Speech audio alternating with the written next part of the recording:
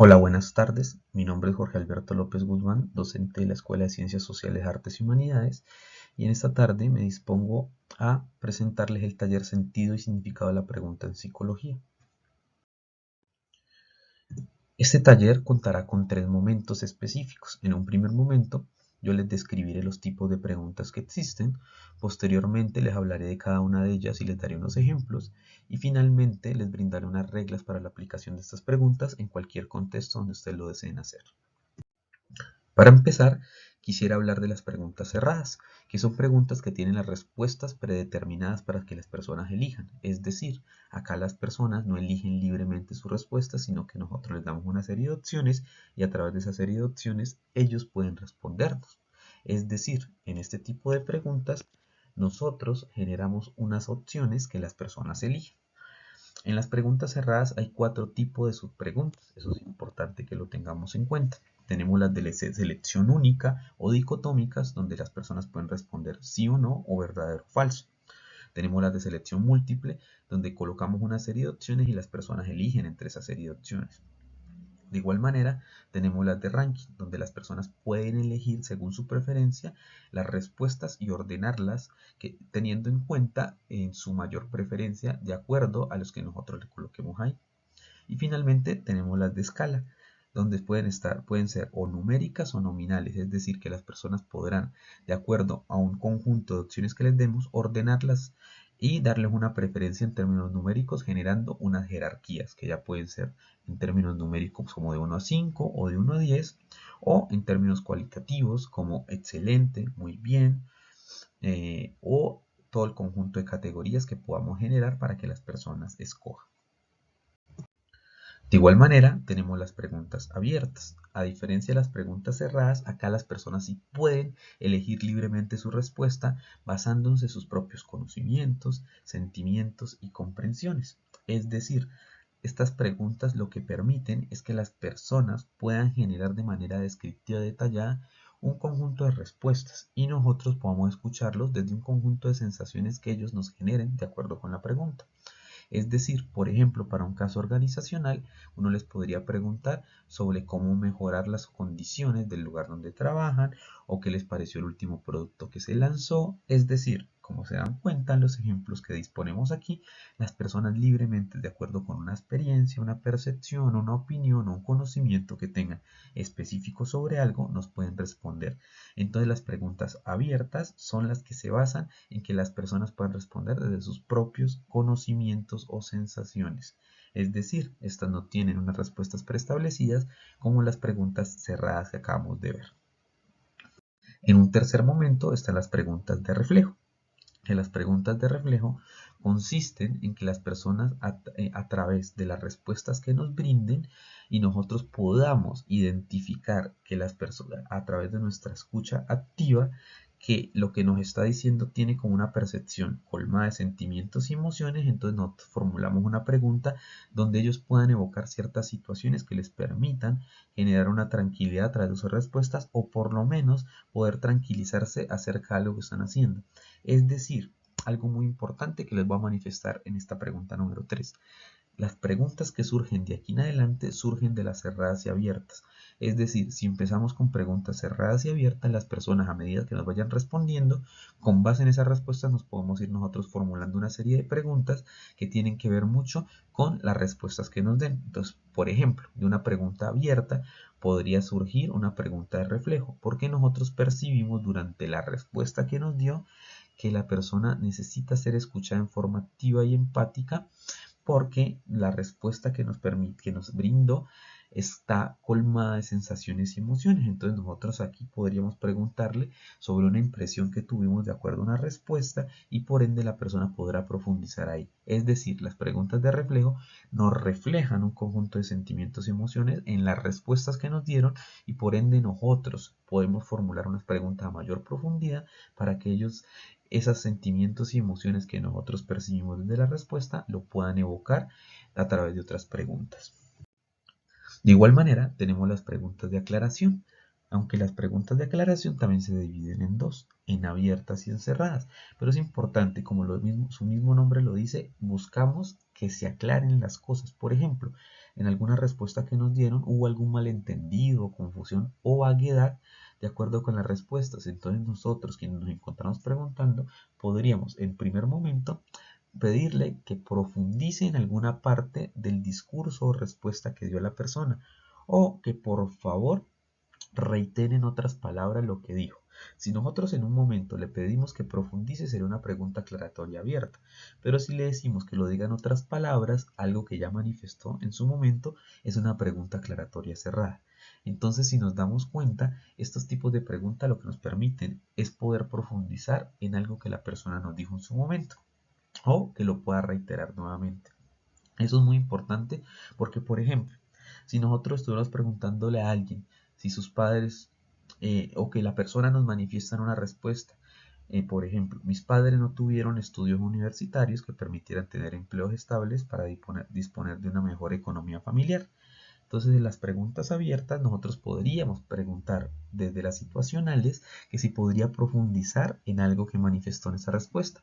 Por ejemplo, ahí le estamos preguntando de qué manera cree que afectó a la economía familiar la falta de estudio de sus padres. Pero si lo hiciéramos con preguntas cerradas aclaratorias, entonces le preguntaríamos, ¿usted cree que la falta de estudio de sus padres afectó a la economía familiar? Es decir, en un momento estamos pidiendo que profundice y en otro que pueda decir en otras palabras lo que ya manifestaba una respuesta anterior. Entonces, las preguntas aclaratorias son muy importantes porque en ocasiones cuando nos encontramos preguntando, las personas nos pueden manifestar alguna respuesta que a nosotros nos puede parecer ambigua o confusa y nosotros nos interesa que profundice y no sabemos cómo hacerlo. Entonces, en ese momento formulamos una pregunta aclaratoria para que pueda profundizar o reiterar en otras palabras lo que nos acabo de mencionar y así podemos salir de las dudas sobre lo que habíamos quedado, sobre la respuesta que la persona nos había dado. Recordemos que es muy importante no quedarnos con dudas acerca de las respuestas que las personas nos dan. En ocasiones esto pasa porque hemos formulado una pregunta de la manera que no es o porque la respuesta de las personas tienden en ocasiones a no entender la pregunta y el contexto que le estamos haciendo. Por eso es importante que podamos formular unas preguntas de acuerdo al contexto y la intencionalidad en específico. En quinto momento tenemos las preguntas sugerentes, que son aquellas en las que en su estructura brindan una información de manera anticipada, es decir, nosotros sugerimos una respuesta de acuerdo con lo que ellos nos dicen. Entonces, por ejemplo, para un campo jurídico, uno podría preguntarle a alguien, uno podría decir, ¿es verdad que al entrar en el salón encontró el cadáver de la víctima con un cuchillo clavado en la espalda? ¿Qué quiere decir esto? Que en la misma pregunta nosotros estamos mencionando una respuesta como sugiriéndole a la persona si fue eso, si fue así o no, para que la persona o lo reitere o lo refute. Estas preguntas han sido un poco criticadas porque en ocasiones se manifiesta que uno está incidiendo en la respuesta de las personas. Sin embargo, no es tan mal cuando nosotros más bien estas preguntas sugerentes las utilizamos para personas que pueden llegar a ser de pocas palabras, tímidas o introvertidas, que probablemente nosotros, de acuerdo con la pregunta sugerente, les ayudemos a que ellos nos brinden mayor información sobre algo que queremos y que con otras preguntas no lo pudiéramos haber hecho. Es decir, las sugerentes sugieren dentro de la misma pregunta algunas respuestas o una respuesta que la persona nos pueda ratificar o pueda refutar de acuerdo con un contexto en específico donde se encuentre. Esto nos permitirá de una u otra forma también reafirmar una respuesta acerca de algo que probablemente no, si no lo hubiéramos hecho a través de una pregunta sugerente, la persona no nos hubiera respondido de esa manera. Tenemos como sexto tipo de preguntas las preguntas proyectivas que se relacionan mucho con las de reflejo. Y aquí lo que vemos es que nosotros como personas que estamos preguntando le ayudamos a través de unas preguntas o facilitamos a través de unas preguntas a que las personas expresen sus sentimientos sirviéndose de otros puntos de referencia. Es decir, se proyecten a sí mismos en otros puntos de referencia. Entonces, estas preguntas tienen una finalidad de que la persona sienta con mayor libertad para expresar sus opiniones al proyectarse en otra persona. Entonces, estas preguntas ayudan, siempre están colmadas como una proyección íntima de la forma de pensar o sentir de la persona y son muy contextuales para la psicología. Es decir, nosotros podríamos poner acá un ejemplo con las preguntas, por ejemplo, en un campo de salud. Parece triste. Considera que es por sus quebrantos de salud. Es decir, esta persona se puede proyectar y puede proyectar en otros puntos de referencia de acuerdo a un estado de salud por el que está pasando y así nos podría responder. Lo veo preocupado. Eso tiene que ver con las noticias que le dieron sobre su estado de salud. Es decir, nosotros percibimos algo, pero le hacemos una pregunta para que la persona pueda salirse tal vez de una situación, problema o de preocupación o angustia y puedan responder acerca de una problemática por la que están pasando. Recordemos que las preguntas proyectivas buscan expresar sentimientos sirviéndose de otros puntos de referencia para la persona y tienen como finalidad que se sienta con mayor libertad para expresar sus opiniones o sus percepciones acerca de algo. De igual manera, tenemos las preguntas situacionales, que estas, como su mismo nombre lo dicen, plantean situaciones en las mismas preguntas. Y aquí lo que hacemos es plantear situaciones ficticias sobre una realidad que probablemente pueda pasar en el contexto de la persona de acuerdo a lo que estamos preguntando. Es decir, no estamos generando preguntas con contextos hipotéticos que nunca van a pasar, sino que podrían pasar de acuerdo a nuestros conocimientos sobre esos contextos. Por eso importante que siempre tengamos en cuenta los contextos e intencionalidades para poder preguntar. Y estas preguntas situacionales pueden ser un tipo de preguntas de selección múltiple o pueden ser preguntas abiertas, pero lo que deben plantear es una situación para que la persona, para nosotros ver cómo la persona podría manejar una situación adversa en ciertos contextos y cómo podría resolver esos problemas. Es decir, por ejemplo, cómo podría resolver un problema que se presenta en un entorno académico, laboral, social, familiar, etc. Pero, por ejemplo, aquí lo tenemos para el contexto organizacional. Entonces, le decimos a la persona cómo manejaría si su equipo de trabajo de resistir a una nueva idea que la persona propuso o qué haría si te asignaran a trabajar cerca de un colega en un proyecto, pero ustedes no parecen estar de acuerdo. Es decir, son situaciones que pueden pasar, que tal vez a la persona no les ha pasado, pero que de acuerdo a lo que la persona te cuenta podrían suceder. Esas situaciones hipotéticas permiten que la persona pueda desahogarse y plantear una serie de opciones alrededor de cómo abordaría una situación adversa o una situación problema o una situación en particular que le llegara a presentar. Es decir, nos interesa mucho entender que la persona alrededor de este tipo de preguntas lo que busca es manifestar la resolución de un problema en un contexto específico o la posibilidad de comportarse en un contexto específico de algo que podría suceder. De igual manera, tenemos las preguntas circulares, que las preguntas circulares ayudan a construir un nuevo sistema de creencias, de conductas, a través de nosotros poder interrogar e indagar sobre cómo se interconectan o retroalimentan una serie de opciones que tienen que ver con el comportamiento de la persona. Además que esto nos permite obtener una visión más amplia del problema porque no nos enfocamos en saber solo por qué están pasando las cosas, sino los determinantes que hay alrededor para que algo suceda. Por ejemplo, en el tema familiar podríamos hacer preguntas circulares y las preguntas circulares se dividen también en varios tipos de preguntas circulares. Pero por ejemplo, hay un tipo de pregunta que son las triádicas, que como ustedes se puedan dar cuenta tiene que ver con triadas o tres. Es decir, aquí lo que se hace es que se invita a uno de los miembros a describir su relación con otros dos miembros.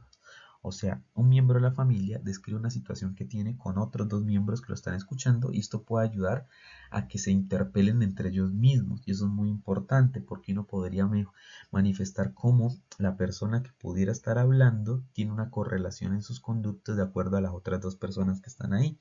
Entonces, esas personas escuchan a la que les está hablando y esto les permite entender como a ellos como a nosotros la posibilidad de que muchas de sus relaciones dependen de lo que los otros están ocasionando en él. Por ejemplo, que uno pregunte, ¿mejoró o empeoró la relación entre estos padres después de morir tu abuela? Y entonces podría estar el hijo al que le haríamos esta pregunta y los padres escuchando. De igual manera, tenemos dentro de las preguntas circulares una pregunta sobre alianzas, que establecen quién está más cerca de quién, permitiendo conocer las alianzas familiares. Es decir, eso nos interesa para ver cómo se generan alianzas, jerarquías, relaciones de poder en la misma familia o en cualquier sector en específico, de acuerdo a las correlaciones interpersonales que hayan en ese sector o contexto en específico. Así, Lo que pasaría es que nosotros podríamos indagar y entender que lo que sucede en un contexto específico se da también porque hay un conjunto de alianzas que podrían llevar a generar aislamientos, estigmatizaciones o un conjunto de relaciones positivas alrededor de un lugar en específico. De igual manera, en las preguntas circulares encontramos también las preguntas explicativas, que buscan mayor información acerca de lo que se cree o de los posibles secretos. O sea, buscamos una explicación. Por ejemplo, ¿por qué crees que tu padre se apoya más en tu hermano mayor? Es decir, entonces ahí buscamos una causa-efecto a través de una pregunta circular, donde entendemos que la persona a la que le estamos preguntando o indagando tiene un comportamiento que tiene que ver mucho con su padre y con su hermano, pero aquí no traemos al padre ni al hermano, sino a la persona, la indagamos por esa relación que haya y buscamos una explicación. Y finalmente tenemos las preguntas de clasificación. Estas nos ayudan a trazar un mapa de relaciones y establecer un orden de relación con una cualidad. Es decir, aquí clasificamos y esto nos ayuda también a entender cómo en las familias o en un contexto laboral o académico se generan relaciones y ese conjunto de relaciones genera conductas alrededor de cada una de las personas que hacen parte de ese contexto. Como noveno tipo de pregunta, tenemos las preguntas lineales. Una pregunta lineal es aquella que busca la causa de lo ocurrido, es decir, es lo distinto a las circulares. Acá sí nos interesa más que mirar cómo intervienen las interacciones sociales o el conjunto de familiares o personas que hacen parte de un contexto, es las causas finales de por qué está pasando algo en particular. Por ejemplo, aquí quién hizo trampa en un examen, cuándo realizó trampa en el examen, por qué hizo trampa en el examen, es decir, son formuladas para orientar en la situación de las partes a las que estamos indagando o preguntando, ya que permiten que den una explicación del problema directo, o sea, en una línea, lineal. Por eso no buscamos quién hace que, por ejemplo, quiénes fueron los que propiciaron que se hiciera trampa o quién estuvo involucrado en esas trampas o si una de las personas que hizo trampa se delató a otros dos que lo están escuchando. Eso no lo estamos haciendo porque serían las preguntas circulares. Acá en las lineales nos interesa directamente entender la causa de lo que ha ocurrido. Tenemos las reflexivas, que como su mismo nombre lo dice, buscan reflexionar. Y es una invitación para que la persona pueda reflexionar desde una respuesta que tuvo en algo que nosotros creemos que sería importante corregir, por ende, o mantener, ¿no? Que es importante, porque en muchas ocasiones, después de que hagamos una pregunta reflexiva, es decir, que la persona reflexione sobre algo que nos dijo, probablemente la persona o siga teniendo esa misma respuesta o pueda cambiarla. Es decir, en un contexto que, por ejemplo, aquí está el comunitario, uno le podría preguntar a alguien, imaginemos, ¿qué sucedería si fomentamos un proyecto de educación ambiental en su territorio? Entonces le planteamos una pregunta que lo puede llegar a reflexionar para que pueda ayudar a su territorio desde la educación ambiental. ¿O qué pasaría si usted generara acciones de protección ambiental en su entorno? Son preguntas donde la persona probablemente antes de que nosotros le hiciéramos una pregunta reflexiva nos manifestó algo que nos llevó a pensar que sí es necesario un proyecto de educación ambiental o de protección ambiental del entorno. Y entonces nosotros con esta pregunta buscamos que reafirme lo que nos acabo de decir o que corrija esas posturas de acuerdo con la respuesta que nos manifestó. Entonces recordemos que las preguntas reflexivas llevan a reflexionar a la persona para que posteriormente pueda reafirmar o corregir una postura dentro de las respuestas que nos dio.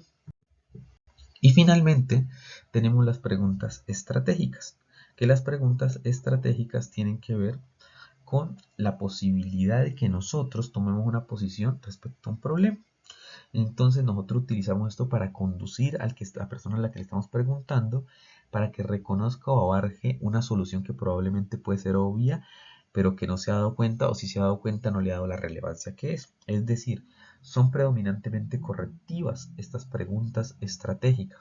Lo que buscan es que estas preguntas que nosotros al generar una pregunta la persona piense en el deber ser de un acto en específico. Por ejemplo, en un contexto familiar, si nosotros le preguntamos a alguien por qué no habla usted con él acerca de sus preocupaciones en vez de que con los niños.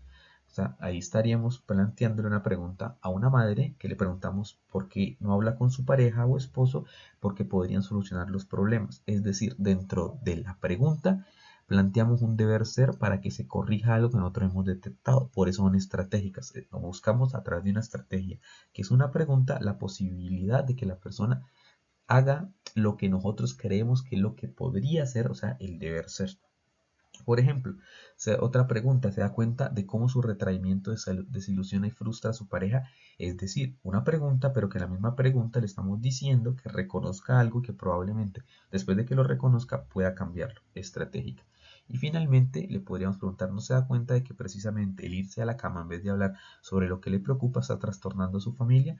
Entonces, dentro de la pregunta manifestamos una situación que puede ser que nosotros la detectamos y que hay una solución que no puede ser tan compleja, que puede ser obvia, pero que el otro no la ha detectado, no le ha dado la pertinencia para solucionarla, y por ende nosotros a través de una pregunta estratégica buscamos corregir eso.